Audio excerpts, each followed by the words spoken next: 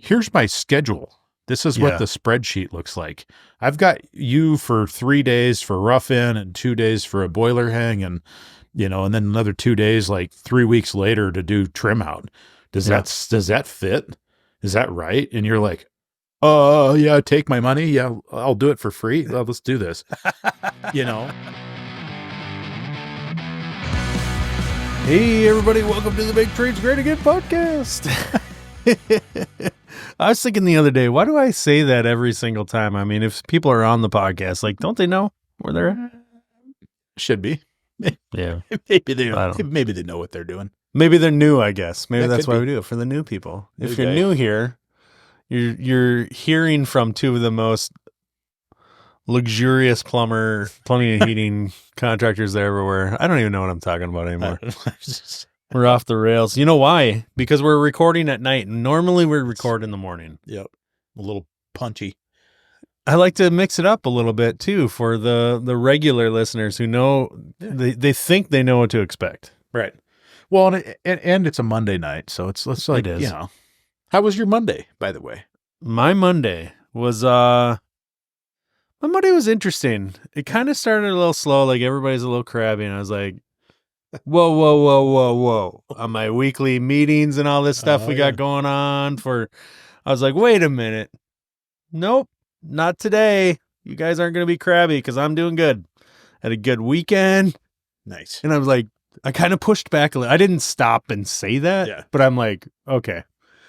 It feels like people are crabby today, and I don't want to be crabby, so I'm going to change the mood. Yeah. I wanted to change the mood, and I did. I think I did. I don't know. At least they placated me enough to That's think. Good. So, just some routine stuff. Nothing crazy going on around here. I'm leaving town, so by the time this airs, I will have been to Austin, Texas, did a pretty big, what I think is a lot of stuff I have to do when I'm down there for Build Show Live. Yeah. I got to give presentations, and I got to do booth visits, and I got to do a lot of like shaking babies, kissing ladies kind of thing. You know what I mean? Right. And I'm getting a little anxious about it. I'm not going to lie. Yeah. But this will have aired, and we'll have gone through that. And if I'm alive for our next recording, then, so be it. The life, as the world turns, life goes on, whatever the saying is. Right. Yep. And you got a big day coming up. I mentioned it last time while we were recording, but you got a birthday and all that. B-day. Yeah. It's you don't do like the birthday month thing, do you? I'd like to. Do you? No. I'd like to. He says. Well, I mean, now that you mention it, can we make this happen? Is that in the budget? Yeah, let me check the MTGA purse. Petty cash. Yeah. Got another trip around the sun about ready to end. My wife, Cheryl and I, and a couple of high school buddies are headed to Napa Valley again. That's right. I forgot you're going to go down there. No, this is a second run down there, like you went about a year ago, right? Yeah, so from Missoula, you can jump one simple flight, which is not normal from Missoula, right, unless you're going to Salt Lake. Yeah, it's literally like a Friday afternoon, right? Friday afternoon, you fly from here to Seattle to San Francisco.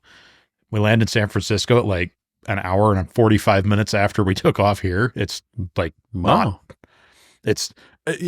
granted, there's an hour time change in there, but we land there, got enough time to grab a rental car and drive the 45 minutes or an hour north of San Francisco and get into the Napa Valley and get our wine on, I guess. If you go to, it sounds fun and it's going to be fun. I know you had a blast last time you went. However, you said San Francisco a couple times. Yeah. Do you remember the commercials when we were growing up? Come on. The rice-a-roni? Yes. I wanted you to say it. Yeah. I wanted to be like, I'm not the dumb one, right? It's gotta be rice. I mean, like, rice-a-roni, the San Francisco treat. I loved jingles. Yeah. This is a fun episode already. I love jingles from when we were growing up. And you just don't hear them like a lot of radio ads and a lot of TV commercial stuff. Every company had a jingle. Everything. Yeah. Like the car dealers were the best. The local car dealers, like tow truck 1040 Ford. Right. Did you have local towing companies? Well, that were like, I mean, anybody that had radio ads, we used to have this Iron Horse Towing. Something like Iron Horse Towing, we're number one or something like that. And I remember going somewhere, and I was probably in my mid 20s or 30s, probably one of the kids' friends. Yeah. And the kid would not quit saying this Iron Horse Towing jingle. Yeah. Like whatever. And like singing it along like everywhere we're at. I'm like, what the heck? And then I come to find out that his dad was one of the tow truck drivers. So he's just enamored by it because he thinks like his dad's a superhero or something. Yeah, exactly. No, I know. Right, they stick with you too. I got a buddy, Josh. He's like, he listens he pops in on the podcast once in a while. He listens, and he's like the library, like the historian for the radio jingles from when we were growing up. Yeah. We're the same age, and he just has a knack for remembering them. Yeah. And he can belt one out every once in a while, and you just can't help but laugh. Like, that is so awesome. It just brings back memories. I love that. Yeah. We need more jingles. Yep. Definitely. Well, I mean, you think about it, that's the best Super Bowl commercials, right? Yeah. The absolute best commercials ever are those ones that have that stupid jingly, you're like, sticks in your head. Oh, yeah. What was the Temu one? Temu, whatever. There was one this last year where it kind of, everybody started singing that for a day or two. That was a good one. I had something we were going to talk about, and then I kind of forgot. And now I'm trying to think of what it was, and I was going to surprise you with it. So you can't even help me. Nope. I just don't know what we were talking about before we hit record. We were talking about contractors and anxiety of that kind of thing, which it wasn't nearly as much fun conversation as. No, but it's relevant to the topic of our podcast, kind of where we sit. Yeah. So I'm going to let you in on a little secret. So a little while back, I sold a radiant job for new construction. It's a barn dominium, we're going to call it. Okay. Are we calling them that, or just people who think they're fun on Instagram call them that? I don't know. I hadn't heard it until you had mentioned it. And yeah, did you make that up? I did not make it up. That's why I question whether I should say it out loud or not. Yeah. Like, it's kind of annoying. You know what I mean? Yeah, I mean, I understand. It's like a pole barn structure with a living space above like a large garage, right? Or like next to it. Yeah, like it's like we made this house, quote unquote house, out of a post frame building. Got it. Barn dominium. That's where the barn part comes in. Okay. Yeah. Yeah. Because we call them pole barns, or if you want to be fancy, you call them post frame. Sure. Because you're framing them with posts, I guess. Yeah. Anyway, I signed up. A friend of mine convinces me to. Here's where the story goes. It gets juicy for a second, or not too juicy, but it gets there. It's a slow burn. My friend of mine contacts me and he says, "Eric, I got a job. I need you to bid. You pretty much got it, but they want in-floor heat, and I'm not going to let them even call anybody else." And I'm like, "Wow, I'm honored. Thank you." Yeah. And so I give them an honest price, and they're like, "We got to move on it now." And I'm like, "Okay, no problem. I can give you a price today." Yeah. And they accepted the bid, everything, hit the accept button on the proposal on the HCP. You know the deal. Mm-hmm. My terms and conditions, 50% down and in this case, I'm going to do, I'm going to do half the rough, and then they're going to pay me as soon as I'm done. Come back to the boiler later. Yeah. That was like 2 months ago. And since then, the buddy of mine who first contacted me, who was like, he was putting up the pole barn. Yeah. But then got talked into sort of like souping the job, because here's where this all comes down. Owner of the property is a gal, I think she's around my age, between like 40 and 50. Okay. Her mother recently retired, moved in with her at the house. Mm-hmm. Okay. Not especially new house or anything like that. Rural, septic, natural gas on site, few acres, so they can build this post frame building with all within reason. It's all permitted job. Everything's good. And this gal, the daughter, is kind of spearheading this project, but realizing pretty quickly like she didn't know what she's doing. Right. They're trying to build this post frame building with 2 bedrooms, kitchen, and a bathroom. Okay. And garage. Simple. It's all just slab on grade. No mezzanine, no second level. It's all just like half and half the building, right? Sure. They insist they have to have in-floor heat, which I'm not going to talk them out of. Yeah. But that's a big chunk of budget when you're talking this type of construction, right? Percentage-wise. Yep. Because the building themselves aren't, like, per square foot, they're really inexpensive. And that's why people go with this type of construction for something like this. Mm-hmm. Since this 2 months ago, and I got to hurry, you got to get, we're going to need you in here to put the tubing down before you know it. And I'm like, oh yeah, okay, whatever. But I did turn around. They accepted it, got my deposit. I order materials. I'm sitting on them in the shop, and I'm like, what's going on with this job, John? That's the guy's name, my buddy. Yeah. And he's like, yeah, we're having trouble with the city, and we put, they changed some things, so then they made them resubmit permits and all this kind of BS.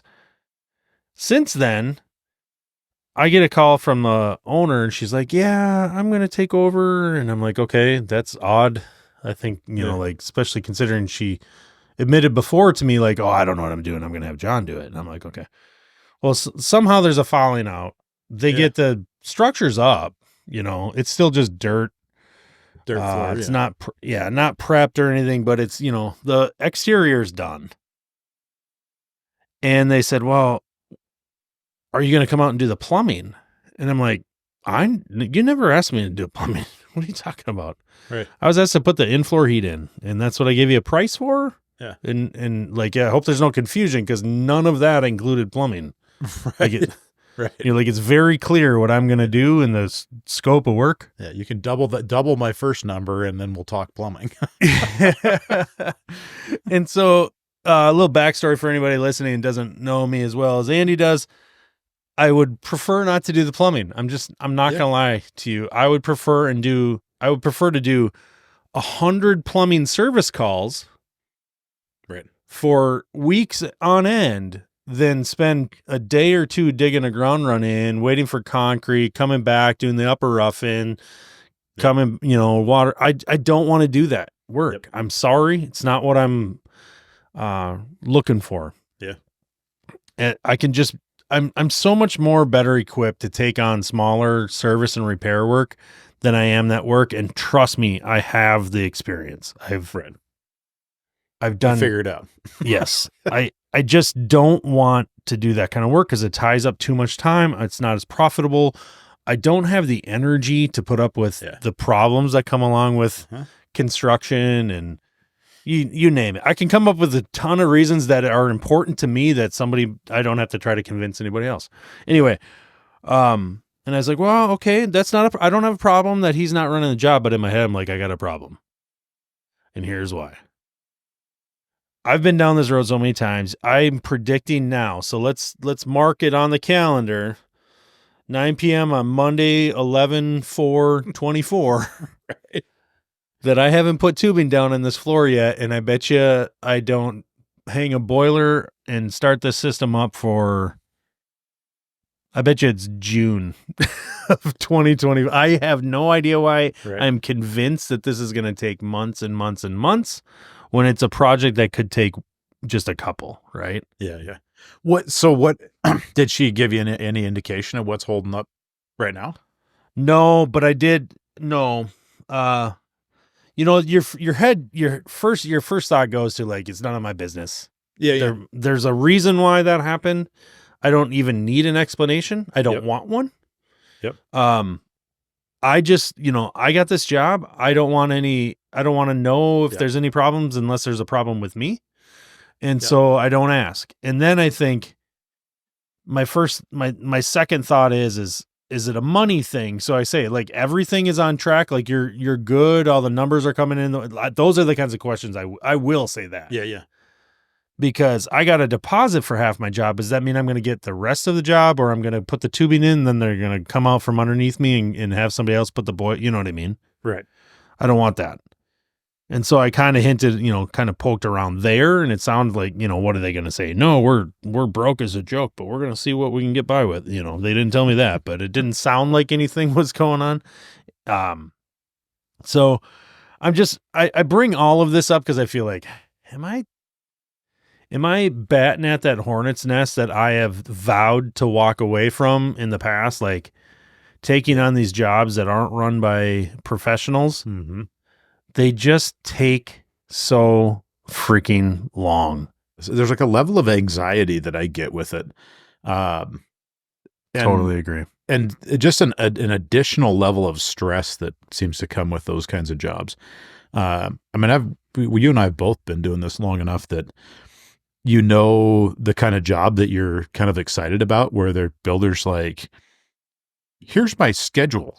This is what the spreadsheet looks like. I've got you for 3 days for rough in and 2 days for a boiler hang and then another 2 days, like 3 weeks later to do trim out. Does that fit? Is that right? And you're like, yeah, take my money. Yeah, I'll do it for free. Well, let's do this. And then you get the job that they're like, yeah, we'll get you a schedule. And then the job's done. And then they're like, oh, yeah, that went pretty well. And you're like, no, it didn't. No, it didn't go well at all. It was terrible. It sucked. I hated it. I hated every second of that job, and I've got 3 of them right now. I 2 feel of like them when you're are done. Thank the, that's whatever. Good. That's good. And we're done with our work. And I know for a fact that one of them is probably still a solid month from being trimmed out. And we went out and it should have been, or what? I think it should have been. Yeah. I mean, I don't know what the holdup is. I mean, the painter was like, I don't know, I think Rob was out there, and he's like, I asked him who else was there, and he's like, the painter's here. And I'm like, well, will you ask the painter when he's going to paint the walls? And he's like, yeah. So the guy's like, whatever, we're going to do that next Tuesday or whatever. And so I was like, sweet. Thursday afternoon, we're putting thermostats on and we're done. Like that was the last thing.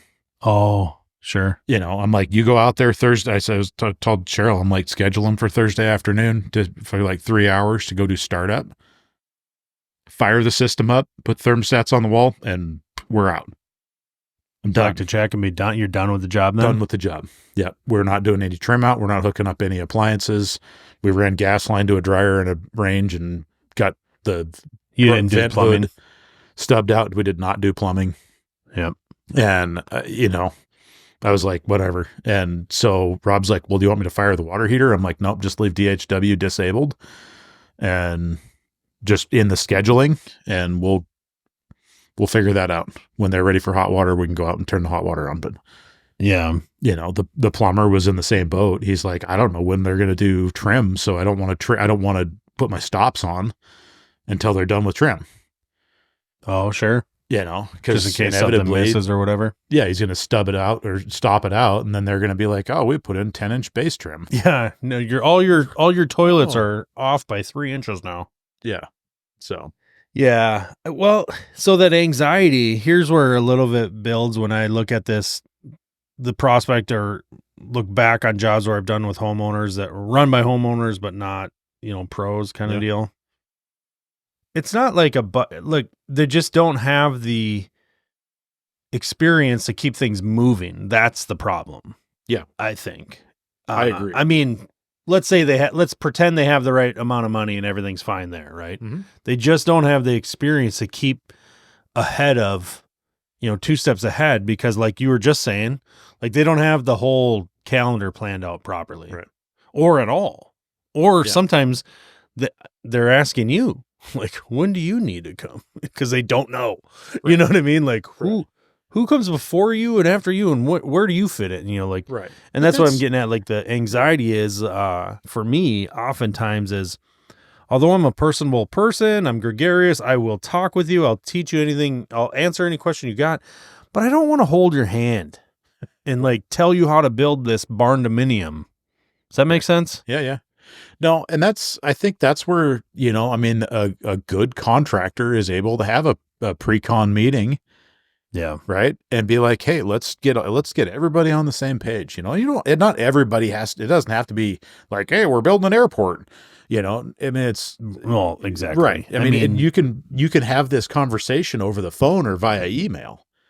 Right. Well, it's residential construction. We're not reinventing the wheel here. No. Like this, it's pretty, some of these builders are amazing at it. Right. Yeah. Some of them are not. Right. I've seen some really awesome administrative work and some really crappy homes that came from it. Right. So like that doesn't guarantee quality product in the end either. Just meant that it was put together in the right order. Right. Yeah, I don't know. I'm stressing out about it a little bit.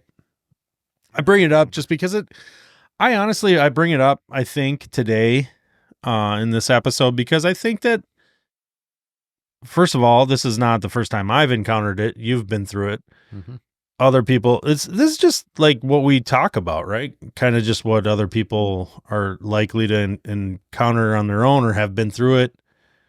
We're not. Well, I am pretty special, and I think that I live,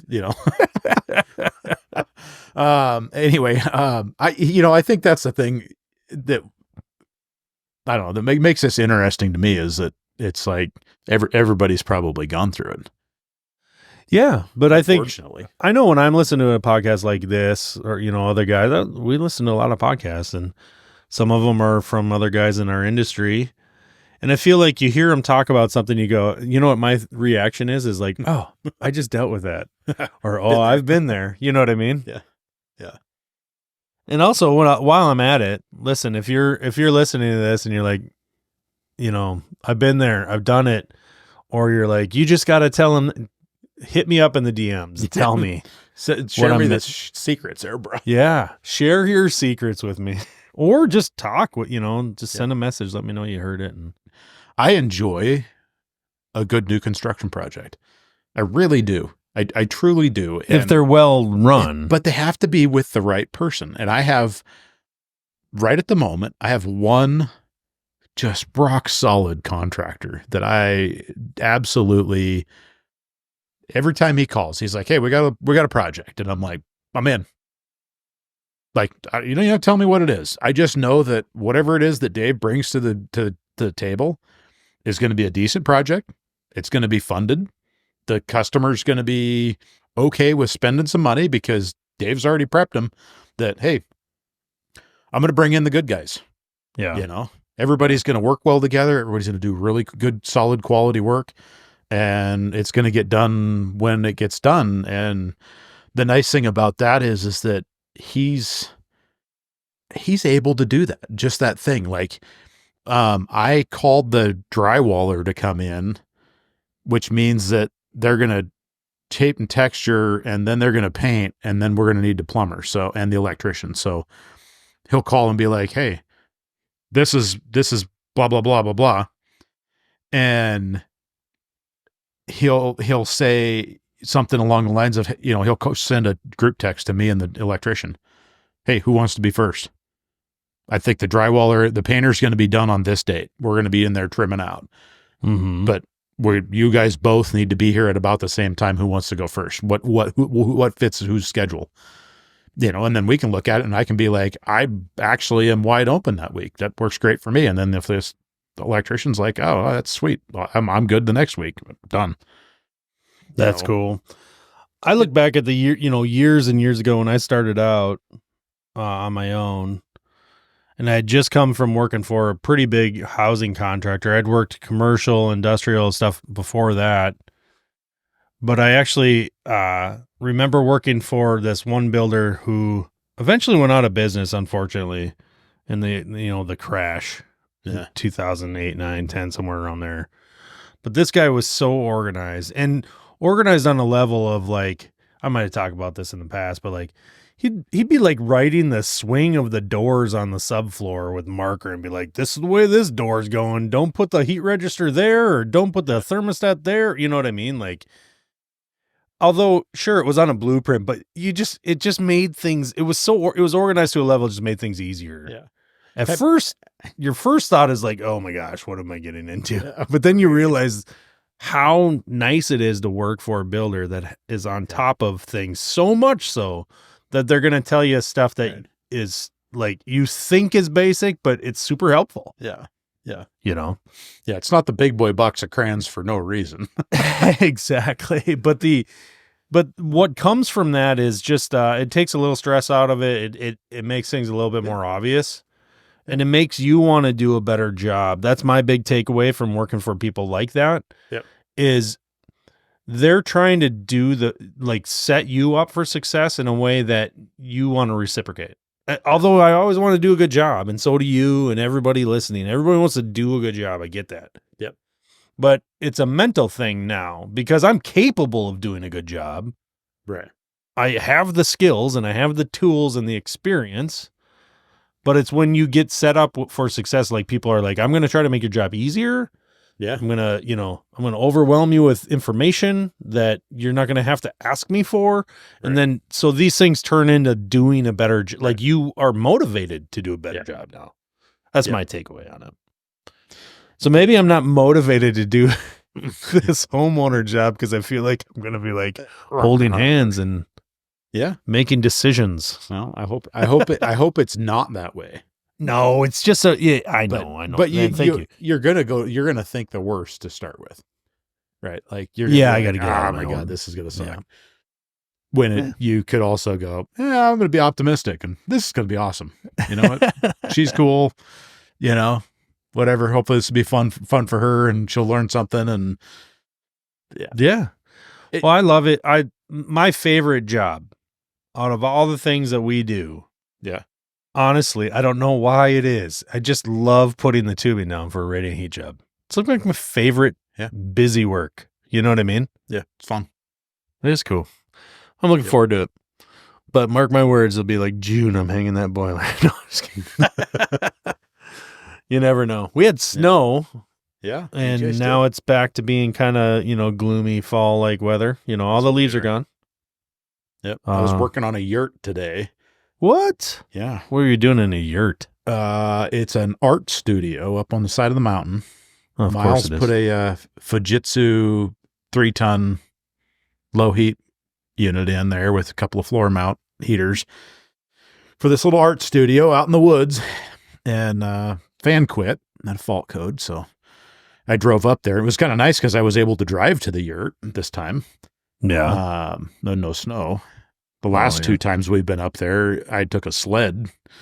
No kidding. And put my tools in a sled and drove it. Like a snow sled or a snowmobile? Yeah, it's like 400 yards through the trees down the hill. I mean, you just kind of get out there and you're like, I'm like, this is going to suck. And I was leaving the shop and I looked over and my ice fishing sled was sitting there leaned up against the shop. And I'm like, oh.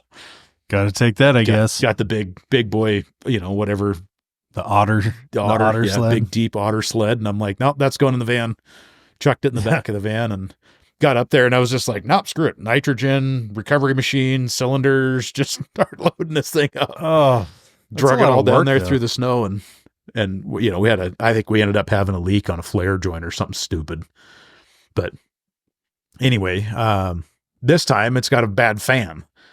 So got a hold of Fujitsu and we troubleshot the fan and, that bad fan motor. Oh, and by the way, you need to replace these 3 control boards and you should probably check these 2 expansion valve coils. And oh my gosh, so now I got like probably $1,500 worth of parts on order for a bad fan. For the yurt.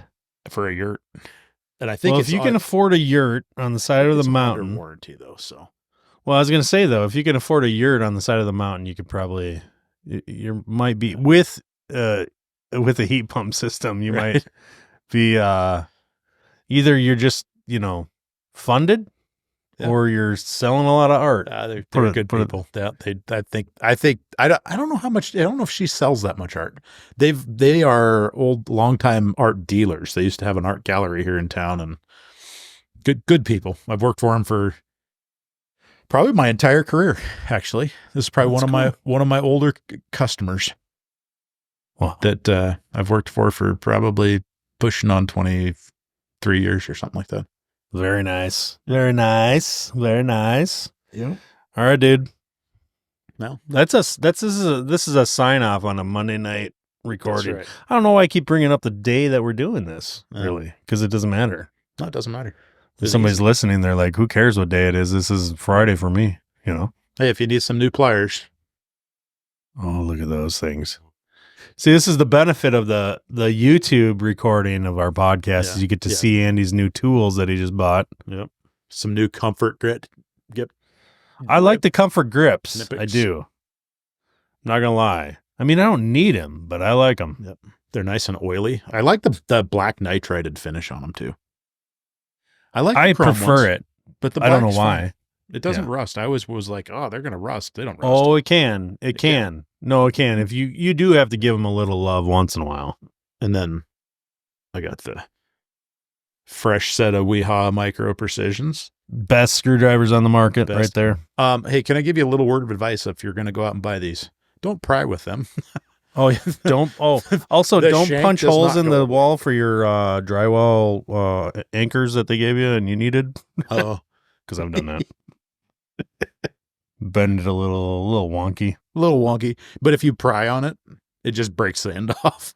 Yeah. Well, because they're not for prying. No, really?